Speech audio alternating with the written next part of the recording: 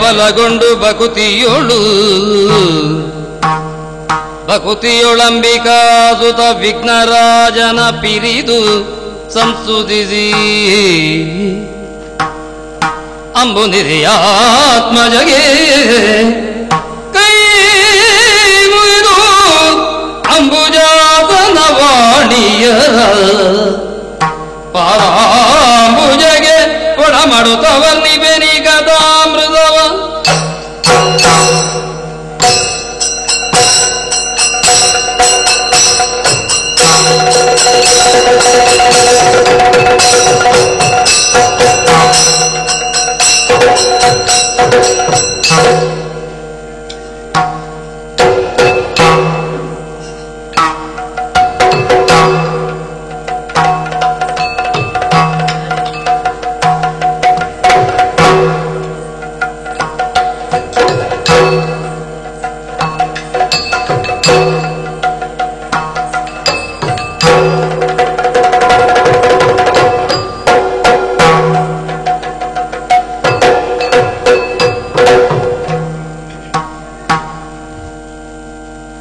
ವಾಸು ಕಿಶಯನಾಗಿಯ ಚಿತ್ತಜಯೋ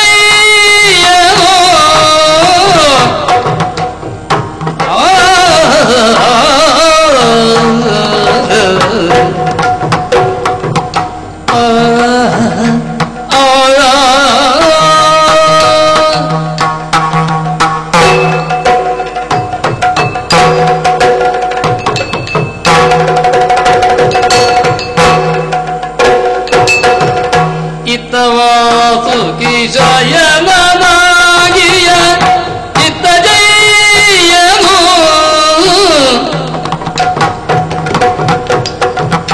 ಕಡಲ ಸುತೆಯು ಒತ್ತಿಸುತ್ತ ಪಾದವನು ಸಂತತ ಮೃತ್ಯು ನುಡಿದ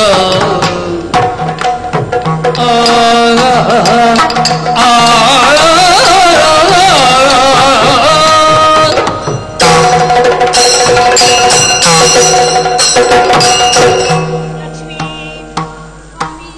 ಓಂಕಾರ ಸ್ವರೂಪಿಣಿಯಾದ ಆದಿಮಾಯಿಂದ ಸೃಷ್ಟಿ ಸ್ಥಿತಿ ಲಯ ಈ ಮೂರು ಕಾರ್ಯಗಳು ಬ್ರಹ್ಮ ನನಗೆ ಹಾಗೂ ಪರಮೇಶ್ವರನಿಗೆ ನಿಯೋಜಿಸಲ್ಪಟ್ಟಿದೆ. ಸ್ಥಿತಿ ಎಂದರೆ ಪಾಲನೆ ಮಾಡುವುದು ತಾನೇ. ಬ್ರಹ್ಮದೇವನು ಸೃಷ್ಟಿಸಿದಂತಹ ಜೀವರಾಶಿಗಳಿಗೆ ಕಾಲ ಕಾಲಕ್ಕೆ ಬೇಕಾದುದನ್ನು ಕೊಟ್ಟು ಸಂರಕ್ಷಿಸುವ ಕಾರ್ಯ ನನ್ನದು. ಹಾಗೂ ಧರ್ಮ ಸಂರಕ್ಷಣೆ ಕಾರ್ಯದಲ್ಲಿ ನನ್ನ ಪಾತ್ರವೂ ಹಿರಿದು ಕ್ಷೀರ ಸಾಗರದಲ್ಲಿ ತೆರೆಸಿದಂತಹ ನಿನ್ನನ್ನು ನನ್ನ ಕೈ ಹಿಡಿದು ನನ್ನ ವೃಕ್ಷ ಸ್ಥಳದಲ್ಲಿ ನಿನಗೊಂದು ಸ್ಥಾನವನ್ನು ನೀಡಿ ಹೃದಯೇಶ್ವರಿಯಾಗಿ ನಿನ್ನನ್ನು ಸ್ವೀಕರಿಸಿದ್ದೇನೆ. ಲೋಕಮುಖಕ್ಕೆ ಲಕ್ಷ್ಮೀಪತಿ ನಾರಾಯಣ ಹೀಗೆ ಲೋಕಮುಖಕ್ಕೆ ತೋರಿಸಿಕೊಟ್ಟವನಿದ್ದೇನೆ. ಕೆಲವರು ಹೇಳುವುದುಂಟು ಹೆಂಡತಿಯ ಮನೆಯಲ್ಲಿ ಗಂಡ ಇದ್ದಾನೆ ಎಂಬುದು. ನೀನು ಹುಟ್ಟುವ ಮೊದಲೇ ಕ್ಷೀರಸಾಗರದಲ್ಲಿ ನಾರಾಯಣನಾದ ನನ್ನ ಅಸ್ತಿತ್ವ ಈ ಮೊದಲೇ ಇತ್ತು ಎಂಬುದನ್ನು ಎಷ್ಟು ಜನರು ತಿಳಿದವರಿದ್ದಾರೆ ಅಲ್ವಾ ಸ್ವಾಮಿ? ಬಿಡೋಣ. ನೆರೆದಿರುವ ಭಕ್ತರತ್ತ ಯೋಚಿಸಿದಾಗ ಜ್ಞಾನಿಗಳು, ಮುಮುಕ್ಷಿಗಳು, ನಾಸ್ತಿಕರು, ಆಸ್ತಿಕರು ಅವರವರ ಭಾವಕ್ಕೆ ತಕ್ಕ ಹಾಗೆ ನನ್ನನ್ನು ಧ್ಯಾನಿಸುತ್ತಿರುವಂತಹ ಈ ಹೊತ್ತಿನಲ್ಲಿ ತನ್ನ 1000 ಹೆಡೆಗಳನ್ನು ಬಿಚ್ಚಿ ಆದಿಶೇಷನು ಸಂತೋಷದಿಂದ ಉತ್ಕರಿಸುತ್ತಾ ಇದ್ದಾನಲ್ಲ. ಲಕ್ಷ್ಮಿ, ಇದೇನೆ ನಾನು ಇಷ್ಟು ಮಾತಾಡುತ್ತಾ ಇದ್ದೇನೆ, ನಿನ್ನ ಮುಖದಲ್ಲಿ ಸ್ಪಂದನವೇ ಕಾಣುತ್ತಾ ಇಲ್ಲ ನನಗೆ. ಏನ ಬಣ್ಣಿಸಲಿ ಪತಿಯೇ, ಹೇಳಿ. ಏನ ಬಣ್ಣಿಪೇ ಪತಿಯೇ ಗೈದ ಅದಟನ ಏನ ಬಣ್ಣಿಪೇನೋ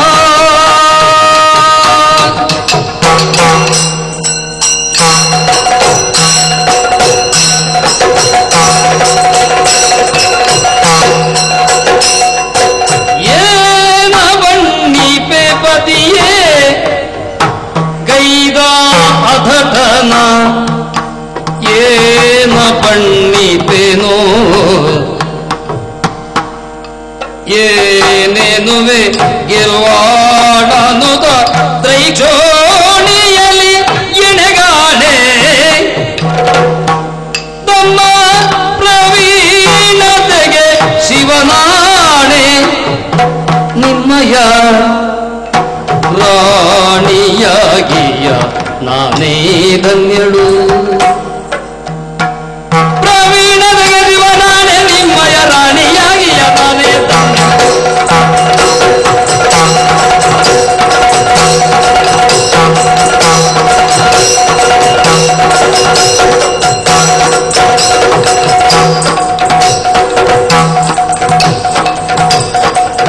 ಏನ ಬಣ್ಣಿದೆ ಪದಿಯೇ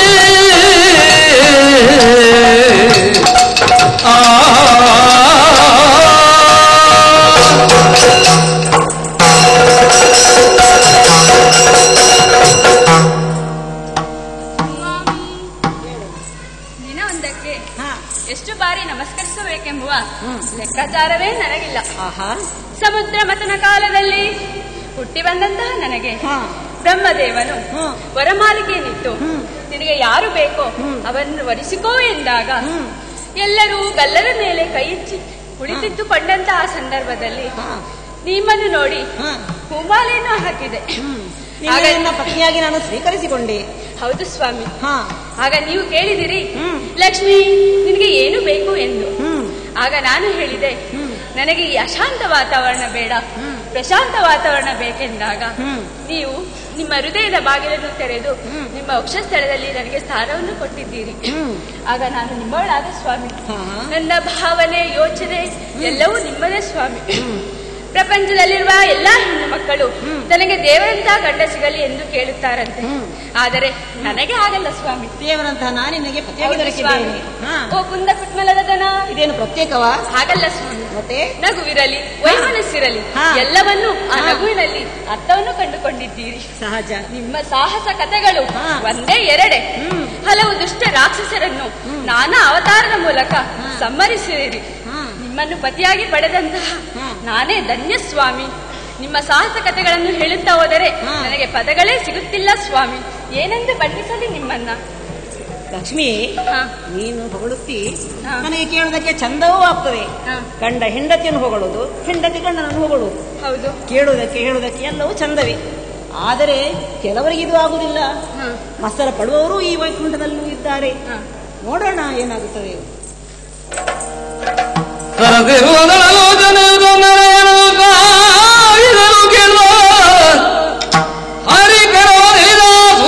ನುಡಿದು ಕೈ ಮುಗಿದು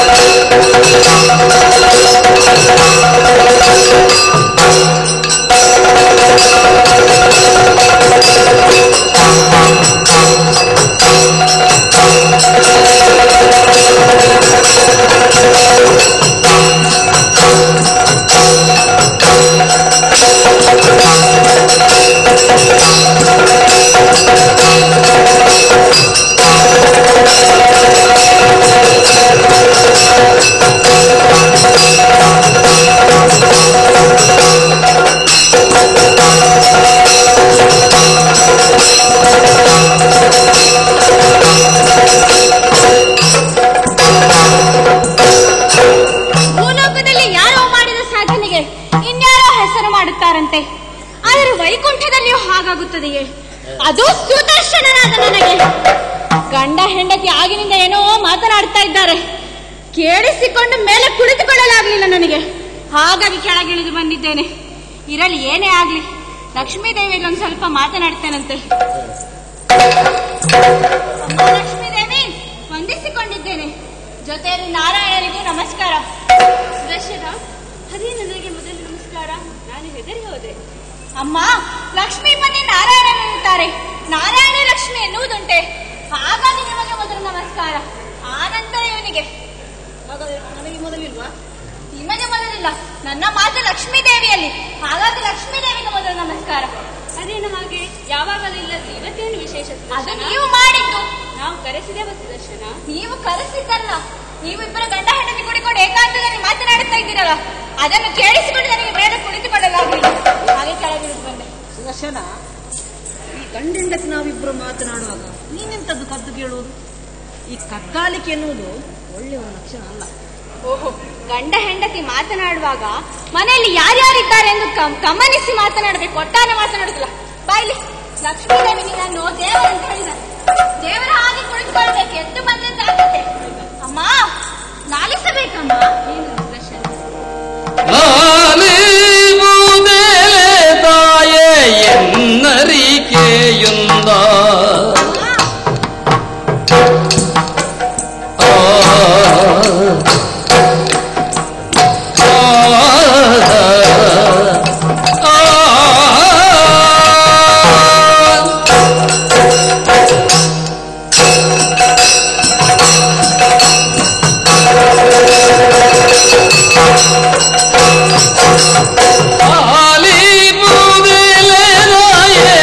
ಎನ್ನರಿಕೆಯುಂದ ಲಕ್ಷ್ಮೀದೇವಿ ನಿಮ್ಮ ಲೋಲನ ಪೊಗಳು ತಾಲಿರುವುದು ಪೊಗಳು ತಾಲಿರುವುದು ಸಹಜವು ಲಕ್ಷ್ಮೀದೇವಿ ನಿಮ್ಮ ಲೋಲನ ಪೊಗಳು ತಾಲಿ ಪೂಜೆಲೆ ತಾಯೇ ತಾಯೇ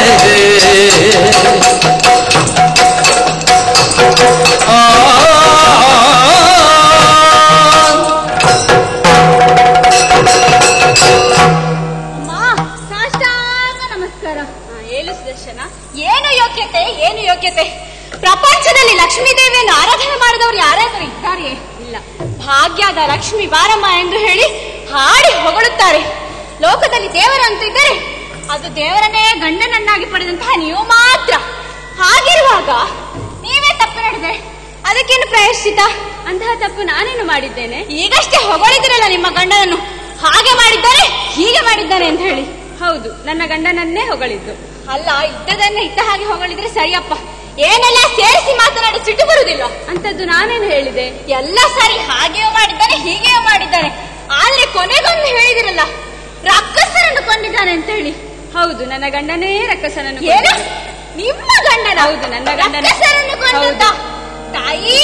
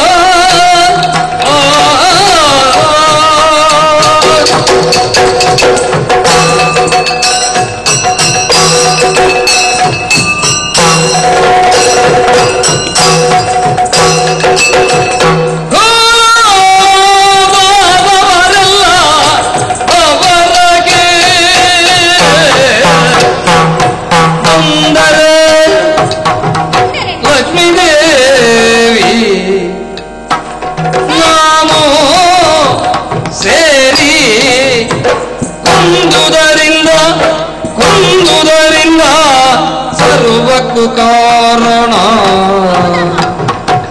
ಲಕ್ಷ್ಮೀದೇವಿ.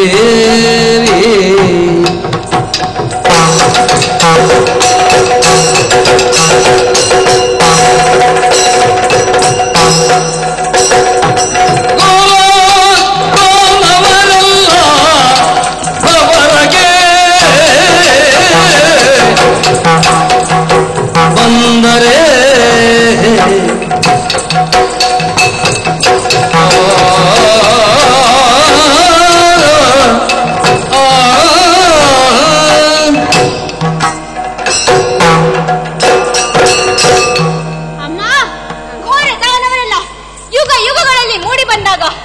ಧರ್ಮ ಸಂಸ್ಥಾಪನೆಗಾಗಿ, ದುಷ್ಟ ಶಿಕ್ಷಣೆಗಾಗಿ, ಶಿಷ್ಟ ರಕ್ಷಣೆಗಾಗಿ ಅವರನ್ನೆಲ್ಲ ಕೊಂದದ್ದು ನಿಮ್ಮ ಗಂಡ. ಹೌದು ಅಂತ ಹೇಳಿದ್ರಲ್ಲ. ಹೌದು ಅಮ್ಮ, ಅವರನ್ನೆಲ್ಲ ಕೊಂದದ್ದು ನಿಮ್ಮ ಗಂಡನಲ್ಲ. ನಿಮ್ಮ ಗಂಡನಲ್ಲಿ ಏನುಂಟು? ಘೋರದಾನವರೆಲ್ಲ ಬವರಕ್ಕೆ ಬಂದಾಗ ನಾನು ಸೇರಿ ಕೊಂದರಿಂದ ಸರ್ವಕ್ಕೂ ಕಾರಣ ಲಕ್ಷ್ಮೀದೇವಿ. ನಾನಾ? ನೀವಲ್ಲಮ್ಮ, ಸರ್ವಕ್ಕೂ ಕಾರಣ ನಾನು. ಹಾಗಾದರೆ ನನ್ನ ಗಂಡ ಅಲ್ವಾ? ನಿಮ್ಮ ಗಂಡನಲ್ಲಿ ಏನುಂಟು? ಅವನ ದೊಡ್ಡ ಎಲುಬಿನ ಹಂದರ. ಮುಚ್ಚು ಬಾಯಿ. ಮುಚ್ಚು ಮುಚ್ಚು ನುಡಿಗಳ ಮುಚ್ಚ ನೀರನ್ನೊಡನೆ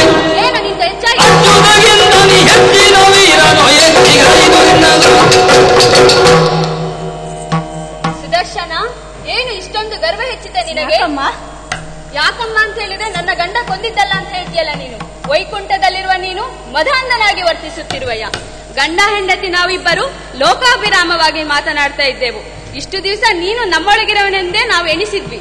ಆದ್ರೆ ನೀನು ಹೇಳ್ತಾ ಇದ್ದಿ ಎಲ್ಲಕ್ಕೂ ಕಾರಣ ನಾನೇ ಎಂದು. ಎಷ್ಟೊಂದು ಗರ್ವ ಹೆಚ್ಚಿತ್ತು ನಿನ್ಗೆ. ಮುಚ್ಚು ಬಾಯಿ. ಅಮ್ಮ, ಸಿಟ್ಟು ಬಂತ? ಬಾರದೆ ಇರುತ್ತಾ ಸಿಟ್ಟು? ಲಕ್ಷ್ಮೀದೇವಿಗೆ ಕಂಡುದ ನುಡಿದರೆ ಕೆಂಡದಂತ ಸಿಟ್ಟು ಲಕ್ಷ್ಮೀದೇವಿ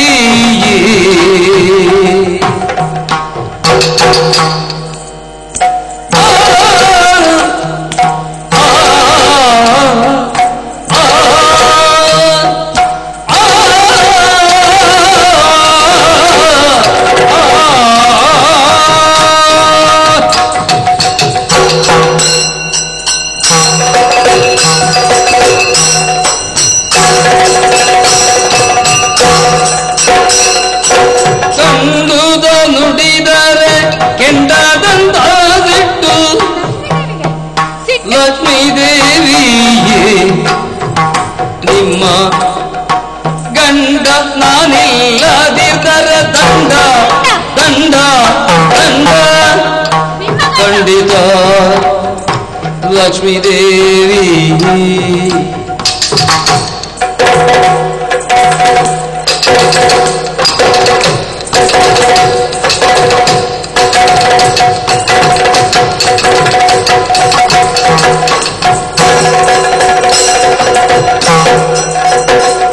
ನಿಮ್ಮ ಗಂಡನಿಲ್ಲದಿದ್ದರೆ ದಂಡ ಖಂಡಿತ.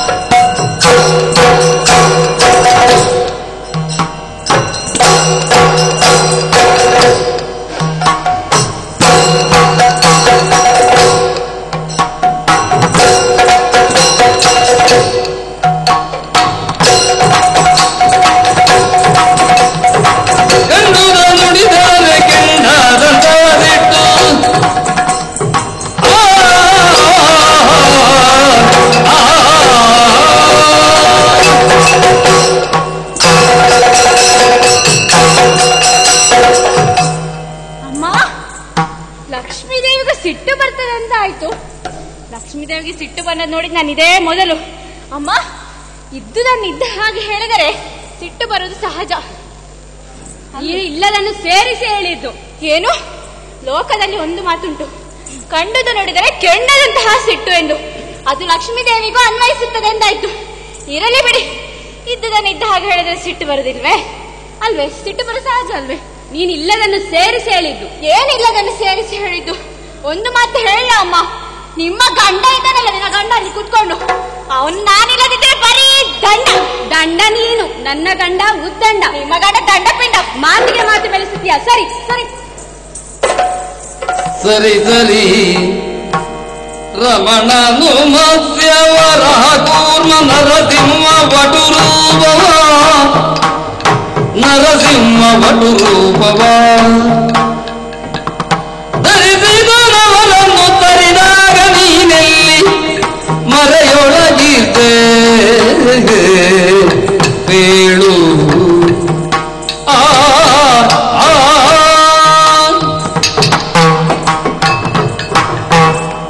ಸುದರ್ಶನ, ಸಾಕು ನಿನ್ನ ಪ್ರದರ್ಶನ. ಬರೀ ಮಾತನಾಡಿದರೆ ಸಾಲದು, ಎಲ್ಲದಕ್ಕೂ ನಿದರ್ಶನ ಕೊಡುವ ಸಮಯ ಎಂದು ಬಂದಿದೆ. ಇರಲಿ. ನನ್ನ ಗಂಡ ಎಲ್ಲಾ ಘಟನೆಗಳನ್ನು ಸಾಧ್ಯವಂತವಾಗಿ ನನಗೆ ಹೇಳಿದ್ದಾರೆ. ಆದರೆ ನೀನು ಹೇಳುತ್ತಾ ಇದ್ದಿ ಮತ್ಸ್ಯ ವರಾಹ ಕೂರ್ಮ ಅವತಾರ ಧರಿಸಿದಾಗ ನಿನ್ನ ಬೆಂಬಲ ಇತ್ತು ಎಂದು. ಹಾಗಾದರೆ ಅದರಲ್ಲಿ ನಿನ್ನ ಪಾತ್ರ ಎಲ್ಲಿತ್ತು ಎಂದು ಈಗ ನಿದರ್ಶನ ಕೊಡು. ಸರಿಯಾಗಿ ಕೊಡಬೇಕು ನೀನು. ಅಮ್ಮ, ಏನಮ್ಮ ಅದು? ಮತ್ಸ್ಯಾವತಾರದ ಮೂಲಕ ದುರುಳ ತಮಾಸನನ್ನು ಕೊಂದರಲ್ವಾ? ಅದು ಹೇಗೆ ಕೊಂದದ್ದು? ಅಲ್ಲಿ ನಿನ್ನ ಪಾತ್ರ ಏನಿತ್ತು? ಅಮ್ಮ, ಮತ್ಸ್ಯನ ರೇಖೆಯುಳ್ ಕೂರ್ಮನ ಚಿಪ್ಪಿನುಳ್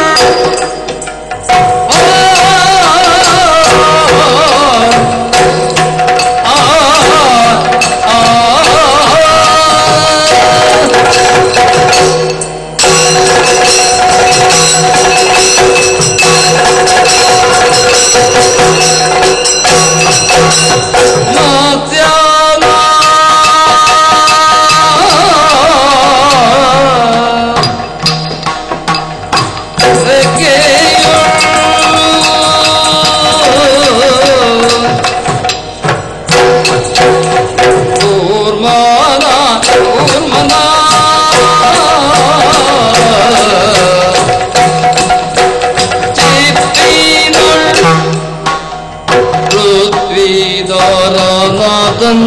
ದಂತದಿ ದಂತದಿ ದಂತದಿ ಮತ್ತೆ ನರಕೆಯೊಳ್ ಕುರ್ಮಾನ ತಿಪ್ಪಿನೊಳ್ ಪ್ರಚುರನ ದಂದದಿ ಮತ್ತೆ ಮನುಜ ಹರಿಪುರೊಳಗಿದು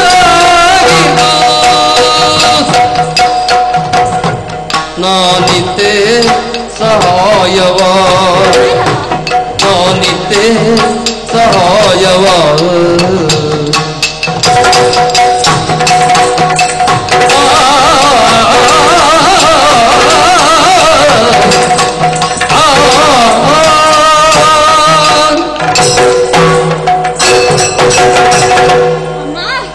ಸುಮ್ಮನೆ ಏನನ್ನು ಹೇಳಿ ಸಾಧಿಸಬೇಕೆಂದು ಬಂದವನಲ್ಲ ಈ ಸುದರ್ಶನ.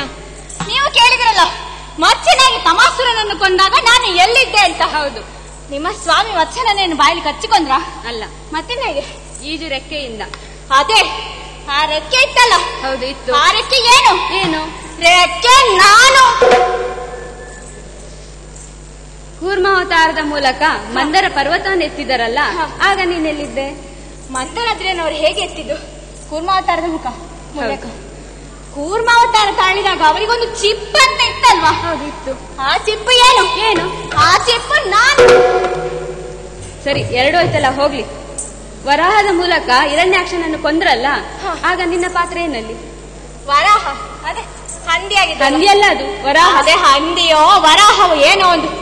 ಅದಕ್ಕೆ ಎರಡು ದಾಡೆ ಇತ್ತಲ್ವಾ? ಇತ್ತು. ಆ ದಾಡೆ ಏನು? ಏನು ಆ ದಾಡೆ? ನಾನು. ಸರಿ, ಮೂರಕ್ಕೆ ಹೇಳಿದೆಯಲ್ಲ, ಹೋಗ್ಲಿ ಬಿಡು. ನರಸಿಂಹ ಅವತಾರದ ಮೂಲಕ ಹಿರಣ್ಯ ಕಶಿಪನ್ ಕೊಂದ್ರಲ್ಲ, ಆಗ ನೀನೆಲ್ಲಿದ್ದೆ? ಏನ್ ಅವತಾರ ಎತ್ತಿದವರು? ನರಸಿಂಹ ಅವತಾರದ ಮೂಲಕ. ನರಸಿಂಹನಿಗೆ ಏನೋ ಒಂದು ಇತ್ತಲ್ಲ, ಇದು ನಖ. ನಖ. ಆ ನಖ ಏನು? ಏನು ಆ ನಖ? ನಾನು.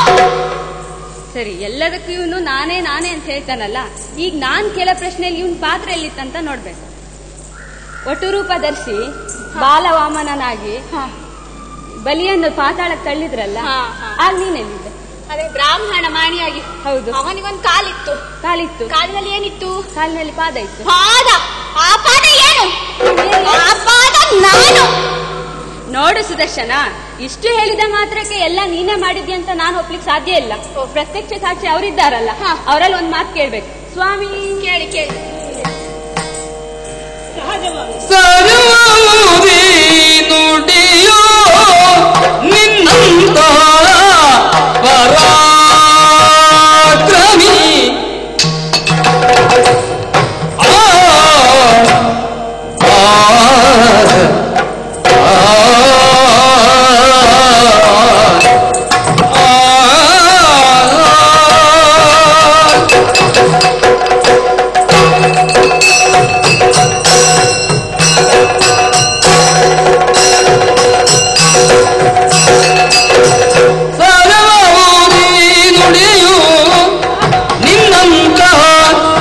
ಪರಾಕ್ರಮಿ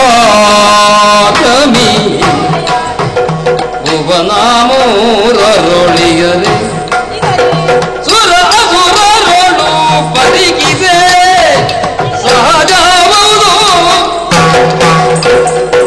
ಸಹಜಬಹುದೀ ನುಡಿಯು.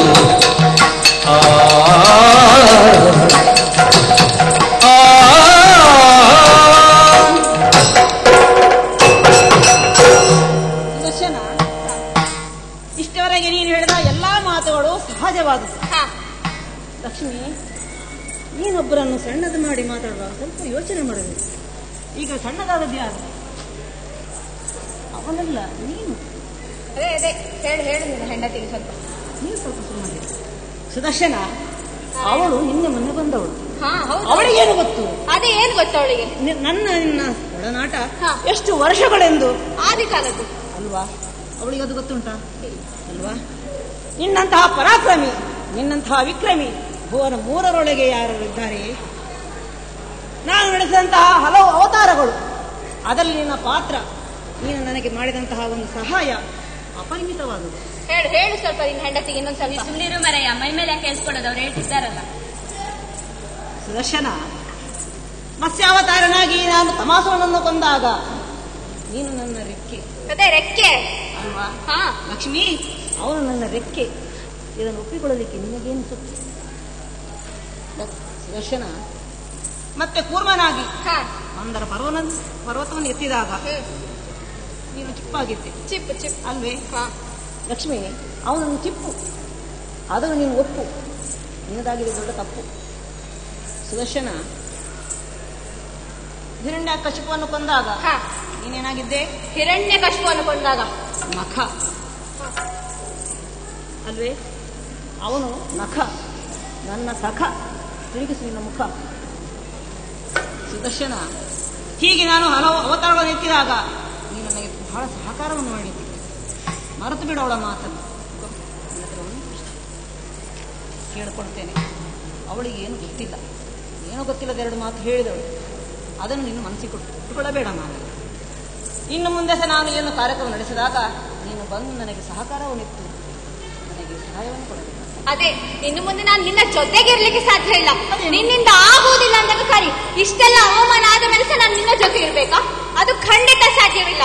ನಿನ್ನಿಂದ ಆಗುವುದಿಲ್ಲ ಎಂದಾಗ ಒಂದು ಮಾತು ಹೇಳಿ ಕಳಿಸು, ನಾನೇ ಬಂದ ಆ ಕೆಲಸವನ್ನು ಮಾಡಿ ತೀರಿಸುತ್ತೇನೆ. ಆಯ್ತು, ನಾನಿನ್ನು ತೆರಳುತ್ತೇನೆ.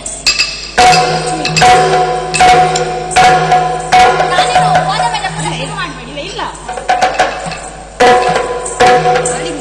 ಜಾಸ್ತಿ ಆಯ್ತು. ನೀವು ಲಕ್ಷ್ಮಿ, ಏನು ಬೇಸರಿಸಬೇಡ. ಇವನದು ಸ್ವಲ್ಪ ಹೆಚ್ಚಿಗೆ ಆಯಿತು, ಬಹಳ ಹೆಚ್ಚಿಗೆ ಆಯಿತು. ಈಗ ಒಂದು ಋಣ ಒಂದು ವಾಸಿಯಾಗುತ್ತದೆ ಅಂತ ಹೇಳಿದಾಗ ಮಾತ್ರ ಅದಕ್ಕೆ ಮದ್ದು ಮಾಡಬೇಕು. ಅದು ಯಾವಾಗ ವಾಸಿ ಆಗುದಿಲ್ಲ ಅಂತ ಗೊತ್ತಾಯ್ತೋ ಆಗ ಮದ್ದು ಮಾಡೋದು ಬಿಡಬೇಕು. ಮತ್ತೆ ಅಲ್ಲಿಗೆ ಕತ್ತರಿ ಪ್ರಯೋಗ ಮಾಡಬೇಕು. ಇವನ ಅಹಂಕಾರಕ್ಕೆ ಯಾವ ಕತ್ತರಿ ಬೀಳುತ್ತದೆ ಎಂಬುದನ್ನು ಕಾದು ನೋಡು. ನೀನು ಇನ್ನು ಬೇಸರಿಸಬೇಡ. ನಾನಿನ್ನು ಒಳಗಿರುತ್ತೇನೆ.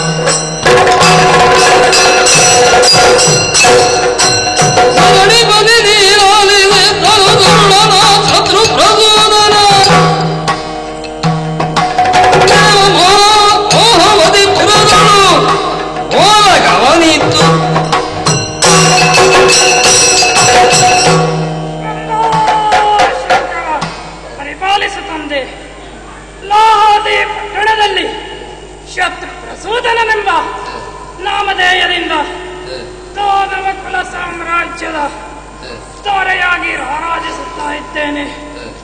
ಈ ಹಿಂದೆ ನಮ್ಮ ಪೂರ್ವಜರು ಶೋಣಿತಾಪುರವನ್ನ ಕಟ್ಟಿ ಮೆರೆಯುತ್ತಿದ್ದಂತಹ ಕಾಲಕ್ಕೆ ಕೋಪಟೆಯಿಂದಾಗಿ ಅವರೆಲ್ಲ ಅಳಿದರು. ಅಲ್ಲಿ ಬದುಕಿ ಉಳಿದು ಬಂದಂತಹ ನಮ್ಮವರನ್ನೆಲ್ಲ ಒಟ್ಟುಗೂಡಿಸಿದೆ. ಅವರಿಗೆಲ್ಲ ಬೇಕಾದಂತಹ ಅಧಿಕಾರವನ್ನ ಕೊಟ್ಟೆ. 3 ಲೋಕದಲ್ಲಿ ನನ್ನ ಹೆಸರು ರಾರಾಜಿಸುತ್ತಾ ಇದೆ. ಇಷ್ಟೇ ಆದರೆ ಸಾಕೆ? ಇಲ್ಲ, ದೈವ ಬಲವೂ ಬೇಕು. ಹೀಗೆಲ್ಲ ನಿರ್ಧರಿಸಿ ಏಕಾಏಕಿ ನಿರ್ಜರವಾದ ಕಾಂತಾರವನ್ನ ಸೇರಿದೆ. ನಮ್ಮ ಕುಲದೈವನಾದಂತಹ ಪ್ರಭು ಶಂಕರನನ್ನ ಏಕೋ ಚಿತ್ತದಿಂದ ತಪಸ್ಸಿನಿಂದ ಮೆಚ್ಚಿಸಿದೆ. ಒಲಿದಂತಹ ಶಿವನಲ್ಲೇ ಅಭೇದ್ಯವಾದಂತಹ ವರವನ್ನ ಕೇಳಿದೆ. ಶಿವ ತಥಾಸ್ತು ಎಂದರು.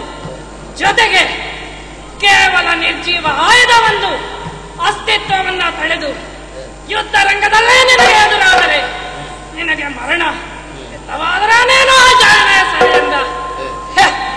ಎಲ್ಲಾದರೂ ಆಯುಧವೊಂದು ಜೀವ ತಳೆಯುವುದುಂಟೆ ಅಂತ ನಿರ್ಧರಿಸಿದೆ. ನಾನು ಜಾಯನೇ ಸರಿ ಎಂದು. ಇನ್ನು ಉಳಿದಿರುವುದೊಂದೇ ನಾಗಲೋಕವನ್ನ ದಕ್ಕಿಸಿಕೊಳ್ಳಬೇಕಾಗಿದೆ. ಹಾಗಾಗಿ ಎಲ್ಲಿ ನಮ್ಮವರು ಸಭೆಗೆ ಬರಲಿ.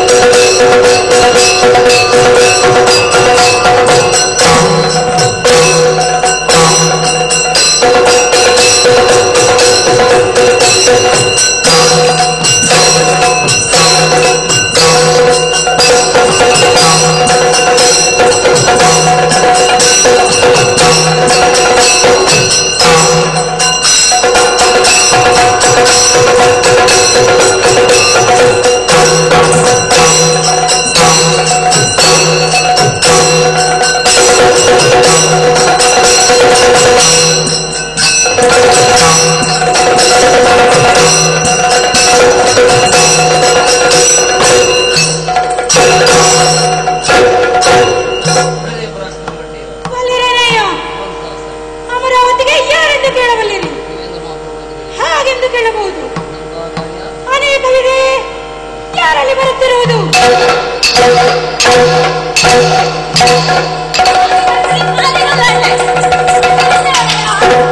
ಎದ್ದೇಳು ಮೇಲೆ. ಏನೋ ಗಲಾಟೆ, ಏನೋ ಗಡಿಬಿಡಿ. ಕೇಳು ಕೇಳಯ್ಯ ಪುರುದ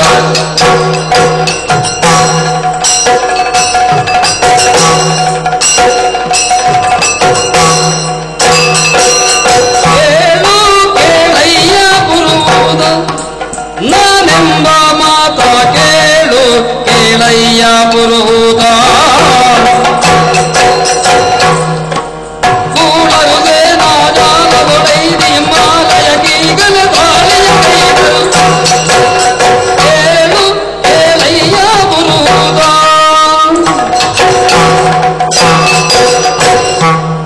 ಯಾಕೋ ಹಾಗೆ ಓಡಿ ಬಂದೆ? ಇಷ್ಟು ಓಡ್ಲಿಕ್ಕೆ ಆಗ್ತದೆ ಅಂತ ಗೊತ್ತಾಗತ್ತೆ ಒಡೆಯ. ಯಾಕೆ?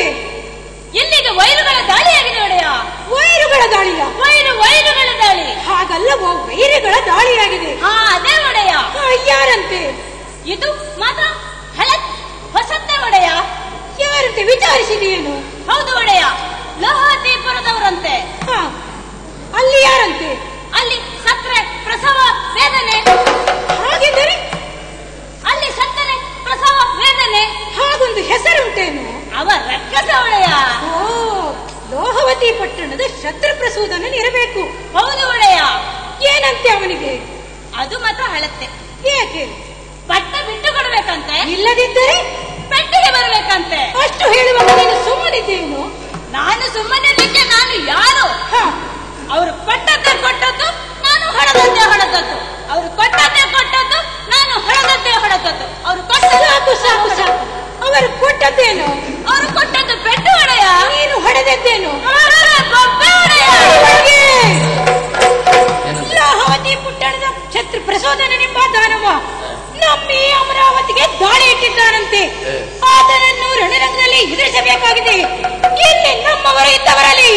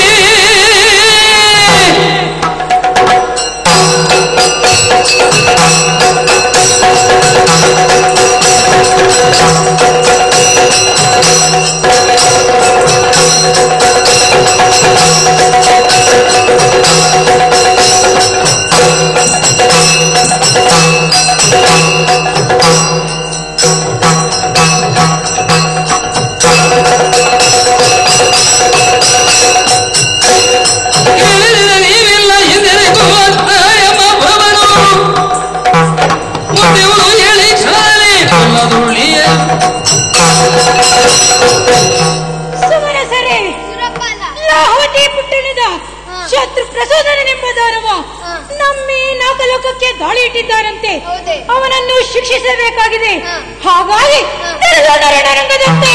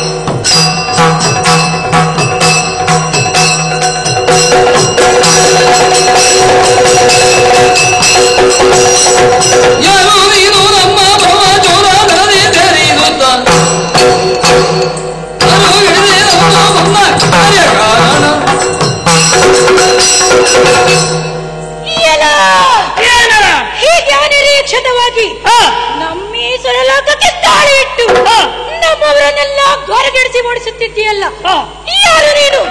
ಬಂದ ಉದ್ದೇಶ ಏನು ಹೇಳು.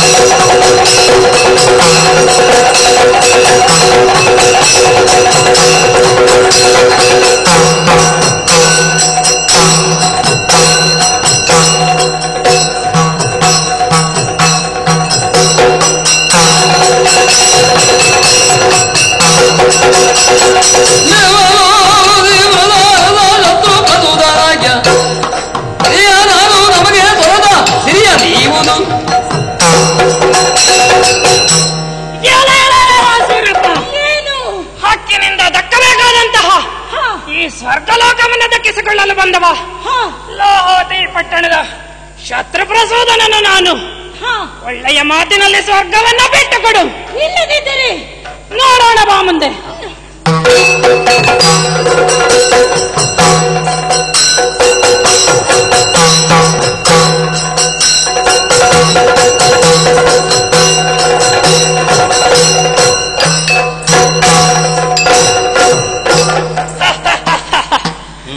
ಈಗ ಸ್ವರ್ಗಲೋಕವು ನನ್ನ ವಶವಾಗಿದೆ, ಇನ್ನು ತಡ ಮಾಡುವುದು ಸರಿಯಲ್ಲ. ಸ್ವರ್ಗದ ಸಿಂಹಾಸನವನ್ನ ಏರಿಕೊಳ್ಳುತ್ತೇನಂತೆ.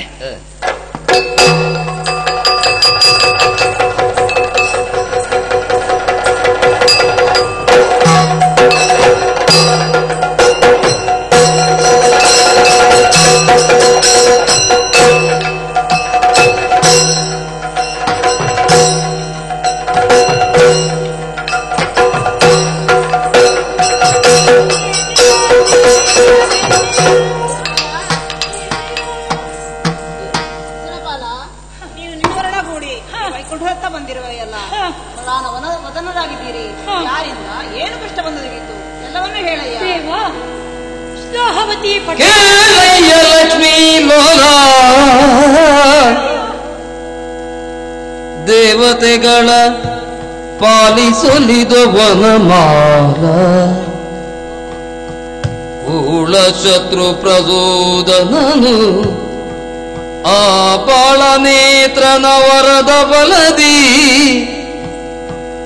ಮೇಲು ಲೋಕಗೆ ದಾಳಿಗೈಯುದ ಸೋಲಿಸುದ ಓಡಿಸಿದ ನಮ್ಮ ಕೇಳಯ್ಯ ಲಕ್ಷ್ಮೀ ಲೋಲ ಲಕ್ಷ್ಮೀಲಾಲ ದೇವ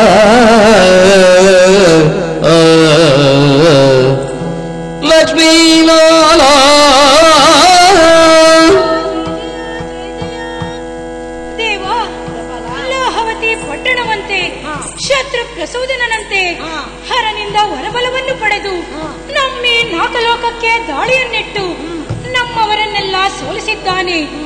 ಸಿಂಹಾಸನವು ಕೈತಪ್ಪಿ ಹೋಗಿದೆ. ನಮಗೆ ದಾರಿ ತಿಳಿಯದಾಗಿದೆ ಒಡೆಯ.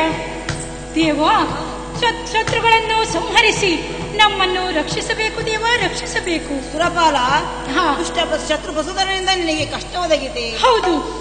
ದೇವಲೋಕವು ಕೈತಪ್ಪಿ ಹೋಗಿದೆ. ಹೌದು. ಹೆದರಬೇಡಯ್ಯ. ಅವರ ಶತ್ರು ಪ್ರಸೂದನನ್ನ ವಧಿಸಿ ನ್ಯಾಯಕ್ಕೆ ಅಟ್ಟುತ್ತೇನೆ, ಚಿಂತಿಸಬೇಡಯ್ಯ. ಜಯ ಜಯ ಜಯ ಜಯ. ನೀವೆಂದ್ರೆ ನಿನಗೆ ಅಭಯವನ್ನಿಟ್ಟಿದ್ದೇನೆ. ಭಗವತಿ ಪಟ್ಟಣತ್ತ ತೆರಳುತ್ತೇನಂತೆ.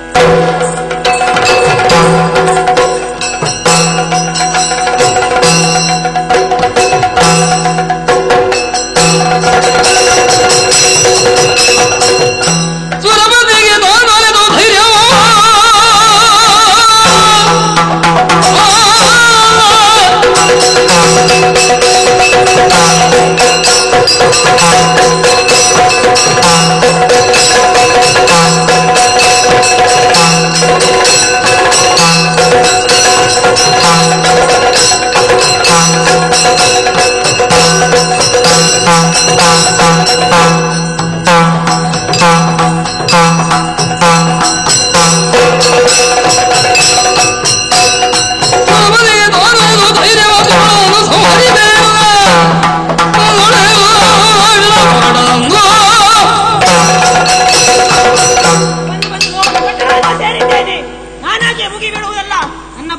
ತಿಳಿಸಬೇಕಾಗಿದೆ. ಹಾಗಾಗಿ ಇದೆಲ್ಲ ಪಾಠಜನ್ಯ. ಒಳಗಿಸುತ್ತೇನಂತೆ ನೋಡೋಣ.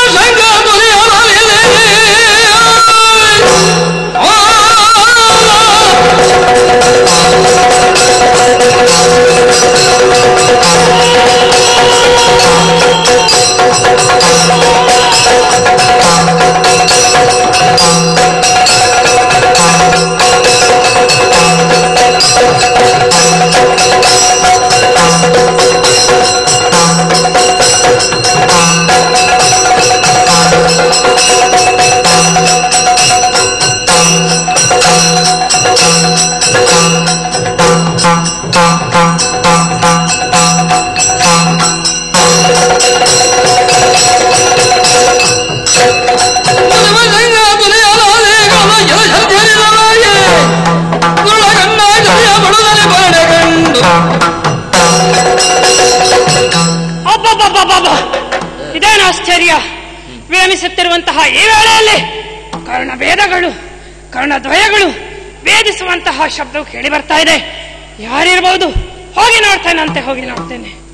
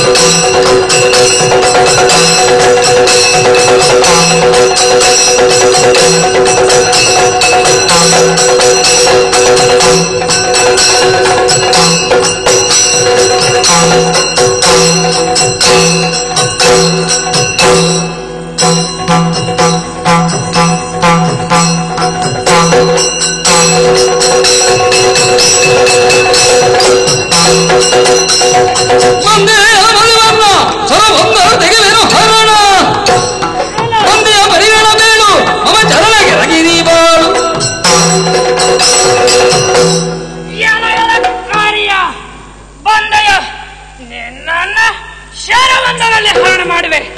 ಎಚ್ಚರ ಎಚ್ಚರ.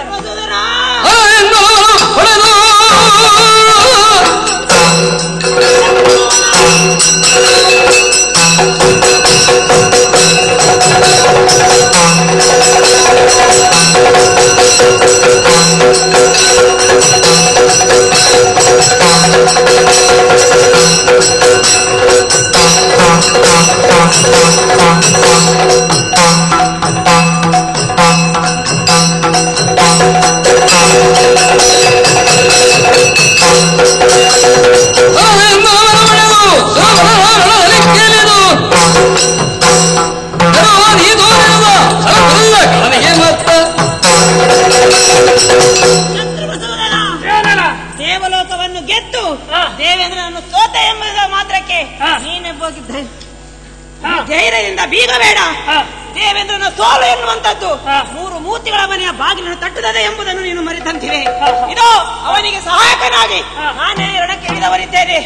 ಒಳ್ಳೆ ಮಾತಿನಿಂದ ಹೇಳುತ್ತೇನೆ, ಸ್ವರ್ಗವನ್ನು ಬಿಟ್ಟು ಶರಣಾಗತನಾಗು.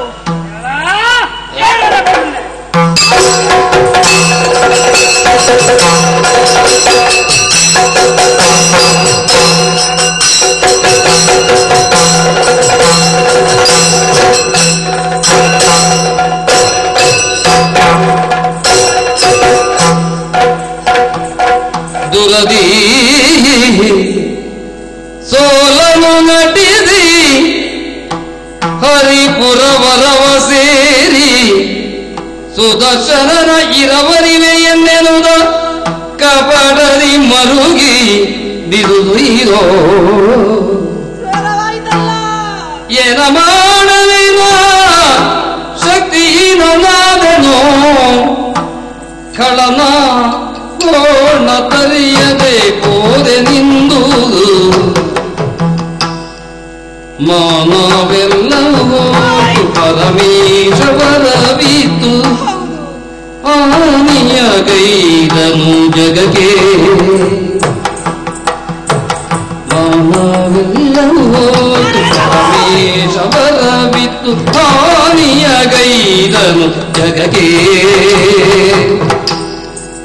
ಏನ ಮಾಡಲಿನ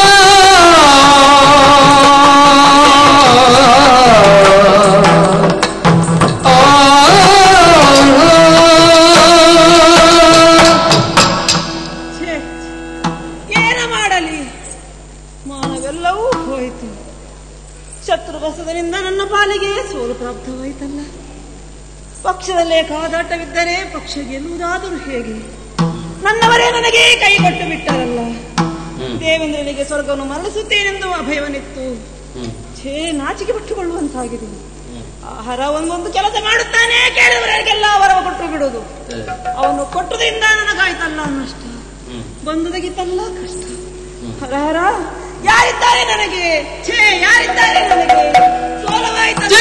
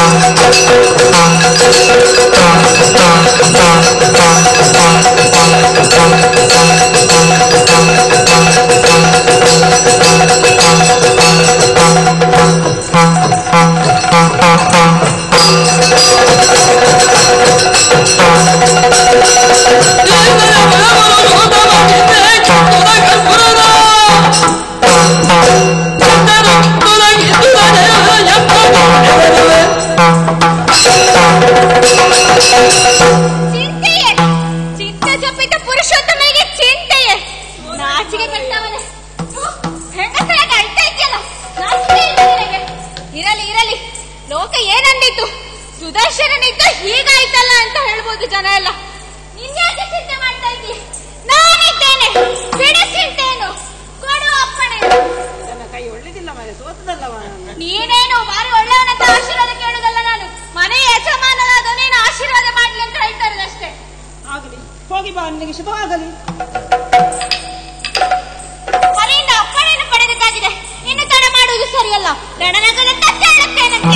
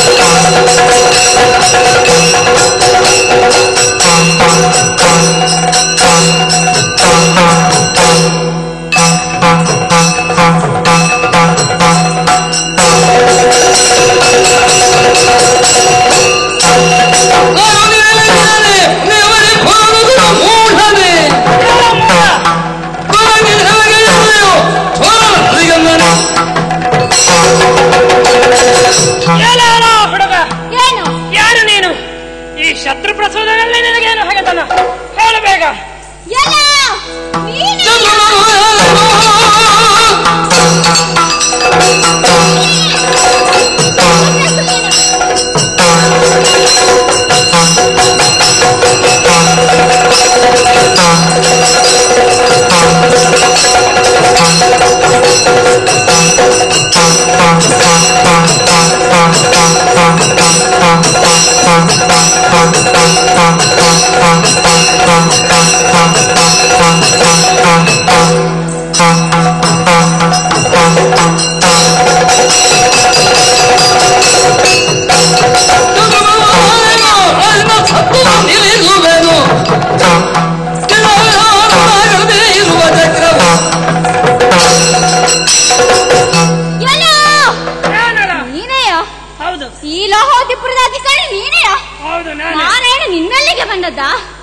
ಪೆಟ್ಟು ತಿನ್ನು ಓಡಿ ಹೋಗಿದ್ದಾರೆ.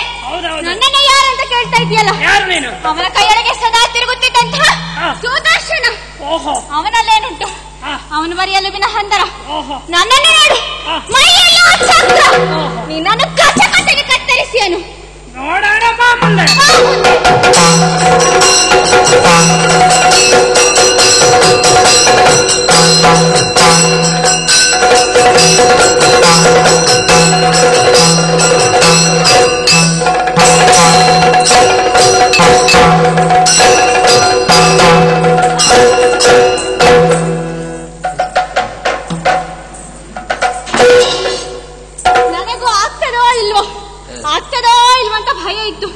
ಯಾಕಂದ್ರೆ ಇದೇ ಮೊದಲಲ್ವಾ ಒಬ್ಬನೇ ಬರ್ತಾ ಇರೋದು. ಯಾರಾದ್ರೂ ಒಬ್ಬನಿಗೆ ನಡೀಲಿಕ್ಕೆ ಆಗುದಿಲ್ಲ ಅಂದಾಗ ಊರುಗೋಲ್ಬೇಕು. ಅವನಿಗೆ ಸ್ವತಃ ನಡೀಲಿಕ್ಕೆ ಬರ್ತದೆ ಅಂದ ಮೇಲೆ ಊರುಗೋಲ್ ಯಾಕೆ ಬೇಕು? ತೆಗ್ದು ಬಿಸಾಕ್ಬೇಕು ಅದನ್ನು. ಇದುವರೆಗೆ ನಾರಾಯಣನ ಒಟ್ಟಿಗೆ ಇದ್ಕೊಂಡು ಕೆಲಸ ಮಾಡ್ತಾ ಇದ್ದೆ. ಈಗ ಅವನಿಲ್ಲದೆ ನಾನೊಬ್ಬನೇ ಈ ಕೆಲಸವನ್ನು ಸಾಧಿಸಿದ್ದೇನೆ ಎಂದಾದ ಮೇಲೆ ಅವನಿಗೆ ನನಗೆ ಯಾಕೆ? ಏನೇ ಇರಲಿ, ನಾನು ಗೆದ್ದಂತಹ ವಿಚಾರ ಅವನಿಗೆ ತಿಳಿಯಬೇಕು. ಹಾಗಾಗಿ ಕ್ಷೀರ ಸಾಗರದ ತಡದಲ್ಲಿ ಒಮ್ಮೆ ಹೀಗೆ ತಿರುಗಾಡ್ತೇನಂತೆ ನೋಡು.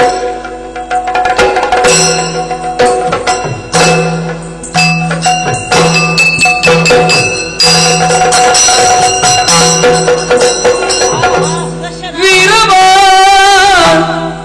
ನೀ ಕರವ ನೇರದೆ ದೂರ ನಿಂದಿಯೇ ಯಾಕೆ ತಿನ್ನಳು?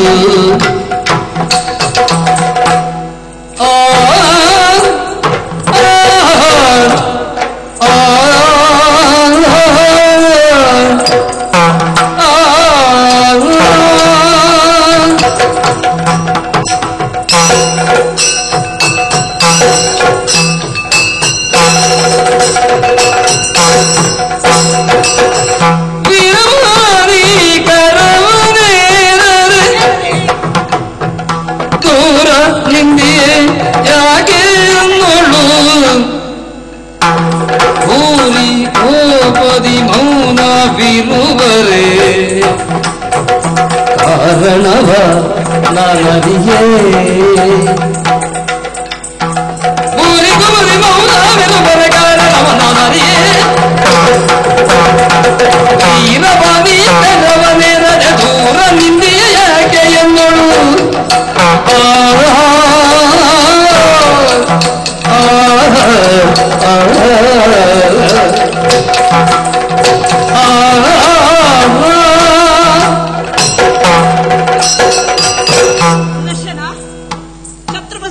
ಕೊಂದಿದ್ದೀಯ. ಲೋಕಕ್ಕೆಲ್ಲ ಮಂಗಳವಾಗಿದೆ.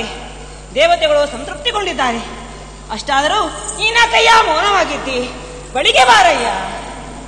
ನಾರಾಯಣ ಸುದರ್ಶನ ಆಲನೆಲೆಯೊಳು ಮಲಗಿ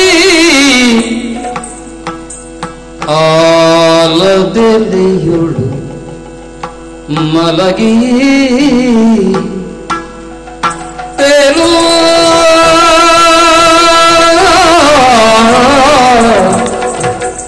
ಆಕಾಲ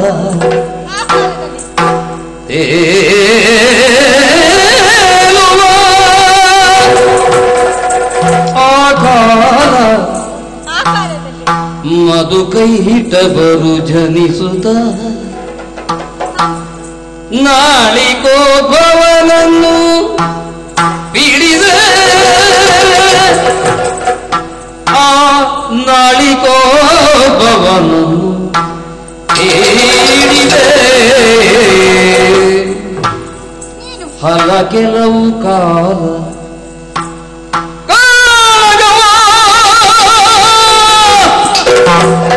ಎಸಗುತ್ತ ಅವರಲ್ಲಿ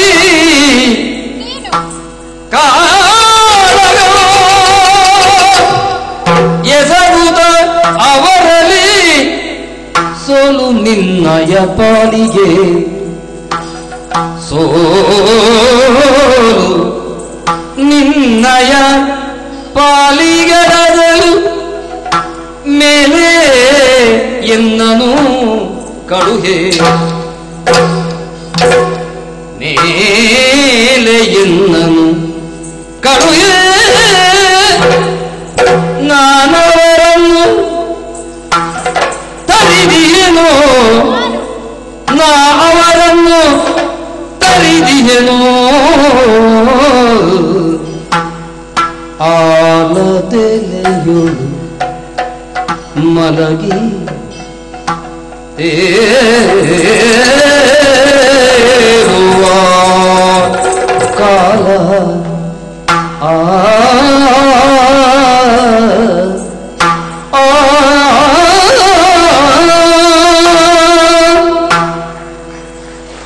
ನಾರಾಯಣ, ವೀರವಾಣಿ ಕರವನೇನು ಎಂದು ಕರೆಯುತ್ತಿದ್ದೀಯಲ್ಲ, ನಿನ್ನಿಂದಾಗದ ಕೆಲಸವನ್ನು ನಾನು ಮಾಡಿ ತೋರಿಸಿದ್ದೇನೆ. ಇನ್ನು ನನಗೇನಕ್ಕೆ ನೀನು? ನಾರಾಯಣ, ಆದಿಯ ಘಟನೆಯನ್ನೊಮ್ಮೆ ಜ್ಞಾಪಿಸಿಕೊ. ಹಿಂದೆ ನೀನು ಆಲದೆಲೆಯಲ್ಲಿ ಮಲಗಿ ತೇಲುತ್ತಿದ್ದಂತಹ ಆ ಕಾಲ. ಮಧು ಕೈಟೊಬ್ಬರು ನಿನ್ನುದರದ ನಾಣಿಕೆಯಿಂದ ಹೊರಬಂದು ವಿಧಾತನಾದ ಬ್ರಹ್ಮನನ್ನು ಪೀಡಿಸತೊಡಗಿದರು. ನೀನು ಅವರಲ್ಲಿ ಹೋರಾಡಿ ಹೋರಾಡಿ ಸೋತೆ. ಆ ಕಾಲಕ್ಕೆ ಬಂದವನೇ ನಾನು. ನಿನ್ನ ಕೈಯೇರಿ ಆ ಮಧು ಕೈಟವರನ್ನು ವಧಿಸಿ ಆಮೇಲೆ ನಿನ್ನ ಕೈಯೇರಿ ನಾನವರ ವಧೆಗೆ ಕಾರಣನಾಗುತ್ತಾ ಬಂದೆ. ಇದೀಗ ಆ ಶಸ್ತ್ರ ಪ್ರಸೂದರನನ್ನು ಸಹ ಕೊಲ್ಲುವುದರ ಮೂಲಕ ನಮ್ಮ ಮರ್ಯಾದೆಯನ್ನು ಉಳಿಸಿದ್ದೇನೆ. ಇಷ್ಟೆಲ್ಲ ಆದ ಮೇಲೂ ನಿನ್ನ ಕೈಯೇರುವುದಕ್ಕೆ ನಿನಗೇನು ಅರ್ಹತೆ ಇದೆ?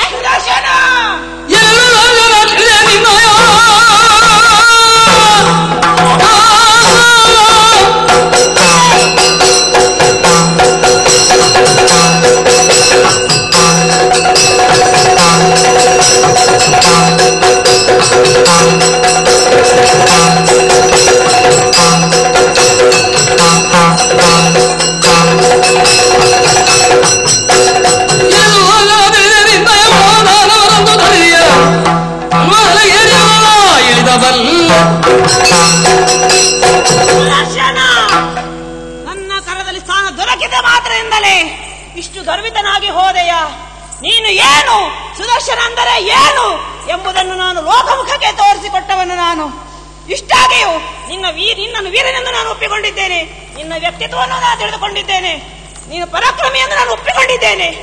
ಅಷ್ಟಾದರೂ ನನ್ನನ್ನು ನಿಂದಿಸುತ್ತಾ ಇದ್ದಿ, ನನ್ನ ತಿರಸ್ಕರಿಸುತ್ತಾ ಇದ್ದಿ, ದುರಹಂಕಾರದಿಂದ ವರ್ತಿಸುತ್ತಾ ಇರುವೆ, ಮಂದಹೀನನಾಗಿ ಮತಿಹೀನನಂತೆ ವರ್ತಿಸುತ್ತಾ ಇರುವೆಲ್ಲ. ಎಲ್ಲ ಸುದರ್ಶನ, ನಿನ್ನಂತಹ ದುರಹಂಕಾರಿಗೆ ತಕ್ಕ ಪ್ರಾಯಶ್ಚಿತ್ತ ಆಗಲೇಬೇಕು. ನಿನ್ನಂತಹ ಮೋಹ ತುಂಬಿದ ವ್ಯಕ್ತಿ, ಅಹಂಕಾರ ತುಂಬಿದಂತಹ ವ್ಯಕ್ತಿ ಪವಿತ್ರವಾದ ವೈಕುಂಠದಲ್ಲಿ ಇರಲು ಅರ್ಹನಲ್ಲ. ಅದು ಪ್ರಶಸ್ತವಲ್ಲ. ಅದಕ್ಕಾಗಿ ನಿನಗೆ ಪ್ರಾಯಶ್ಚಿತ್ತ ಆಗಲೇಬೇಕು. ಇದು ಷಡ್ವಿಕಾರದಿಂದ ಕೂಡಿದಂತಹ ಕರ್ಮಕ್ಷೇತ್ರದಲ್ಲಿ ಮಾನವನಾಗಿ ಹುಟ್ಟು.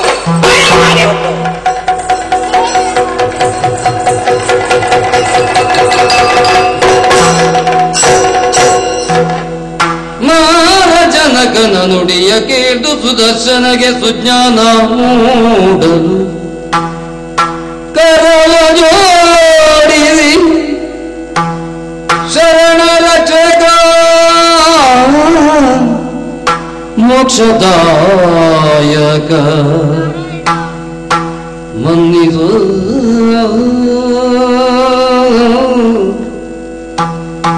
ಮನ್ನಿಸನ್ನ ಪರಾಧವ ಮಧವ ಸುಪ್ರಸನ್ನ ಮೂರುತಿ ಕೇಶವ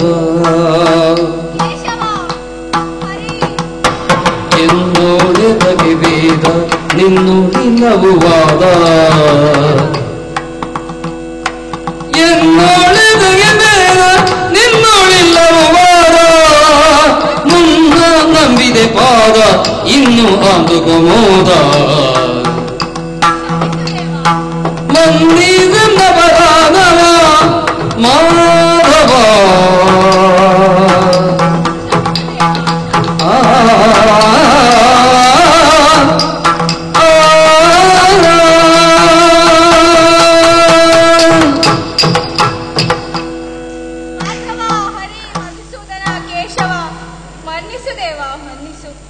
ಸ್ವಾಮಿ, ತಲೆಗೇರಿದ ಮತ್ತಿನಿಂದಾಗಿ ನಾನೇನು, ನನ್ನ ಅರ್ಹತೆ ಏನು, ನೀನೇನೋ, ನಿನ್ನ ಯೋಗ್ಯತೆ ಏನು ಎಂಬುದನ್ನು ಅರಿಯದೇ ಹೋದೆ ಸ್ವಾಮಿ.